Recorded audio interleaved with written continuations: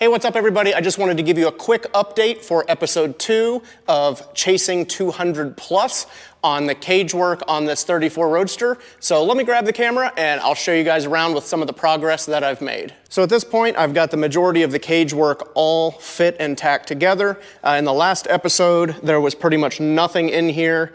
All you saw was these little pads that I had cut that were going to be welded to the frame, and those are tacked in place, and then our bolt pads went from there.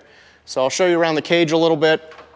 It's pretty involved. It's a 200 mile an hour plus car, so the cage has to be pretty sufficient. So it's all 1.75" 120 DOM. So yeah, there's a lot of tube work going on here. I've been working on it for a couple weeks off and on. I had to finish up an Indy Roadster for the Miller meet, but you can see that we have our main firewall hoop here, and then our main shoulder hoop here that goes all the way around, and then everything builds from there.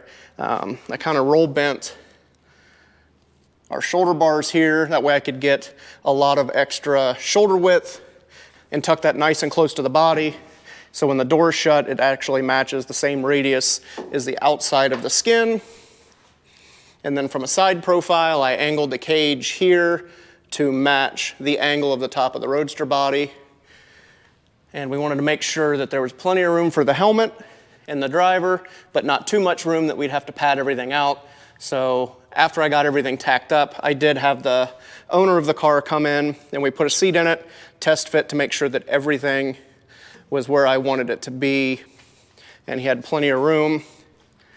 So I put some X's in the back, X's in the firewall, there's X's under the floor, and there's diagonals to get everything to be as super safe as humanly possible. And I'm really happy with the way it's turning out. And now there's just a bunch of welding that has to happen.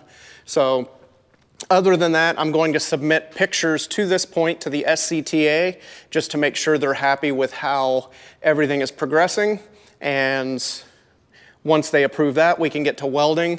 I also do have to add 2 bars that will attach here into the trunk. Those are going to be attached to the main cage with tube couplers. That way it can be easily removed to get the cage out of the car. So I